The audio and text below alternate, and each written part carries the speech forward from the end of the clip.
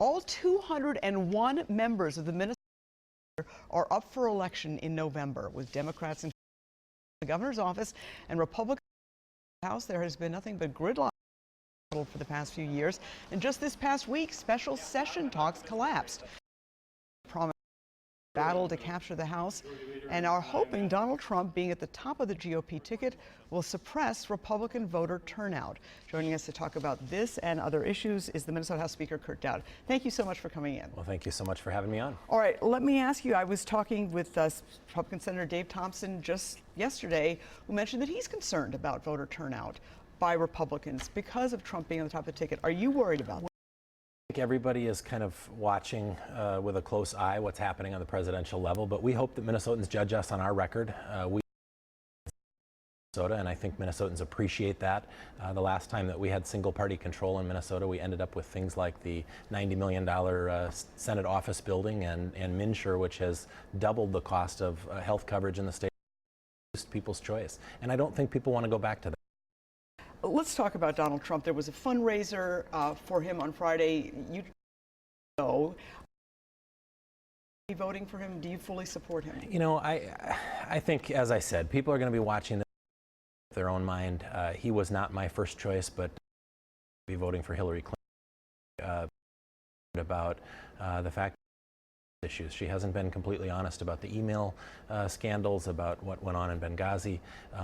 You know, and I think people really are going to be looking for trust, and it may not be whether they like them or not. It might be, who can I trust? And I think that's going to be a more important issue and a big problem for Hillary Clinton. So are you going to put your trust in Donald Trump? Will you be voting for him? You know, he's going to have to earn my support just like everybody else's, and I'll make that decision when I go into the voting booth. He obviously is a much better choice than she is. Everything about him, I think he would certainly do a better job than she would. All right, let's talk about the collapse of the special session talks. It seemed to come down to one issue, and this is this light rail project. What are your thoughts about that? I mean, did you see this coming? Well, it's been somewhat confusing. I think you know, when Democrats controlled all of the state legislature, they passed about $39 million of funding for Southwest Light Rail. In the last year, the state's budget, the governor did not propose funding for Southwest Light Rail in his budget. When asked about it, he was not going to fund Southwest Light Rail until the pending litigation was resolved. We actually sent him a bill, pending and there is, and we sent him a bill canceling that funding, or canceling about 20% of that appropriation. He signed that bill. We thought Southwest Light Rail was done until all of this was resolved, and it didn't come up again until before the end of session, and frankly, I think we were all caught off guard.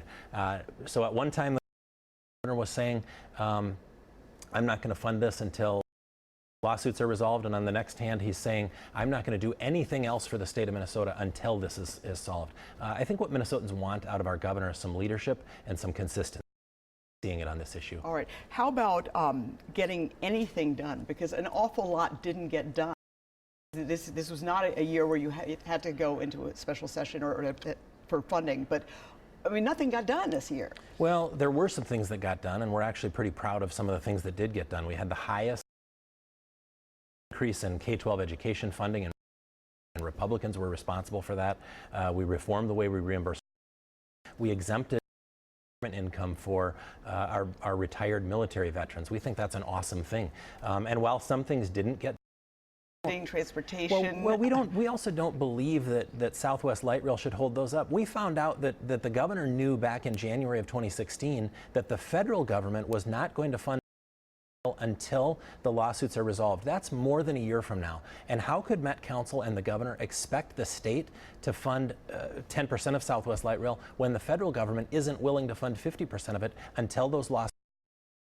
We don't think that's a reason to hold up bonding and tax relief. You know, we're talking about $700 million of road and bridge money, $550 million of ongoing relief for Minnesotans, for farmers, for school teachers, for parents. I mean, these are things that are really important to Minnesotans, and we think that the governor should call a special session, and let's do what we can agree on now, and let's leave the controversial Southwest Light Rail until next session, and we'll have plenty of time to fund it if we make a decision to do that next session before the feds fund.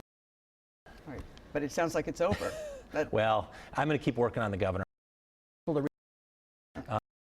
Has frankly engaged in the sandbox politics in the dirt and walked away. I think he needs to come back to the table. Let's work on what we can agree on, get it done, and I think that's what Minnesotans expect. Okay, of course, the governor puts the blame on the other foot, but of course. Speaker, for coming in, we certainly appreciate it. Thank and you. Congratulations on your primary. Thank you.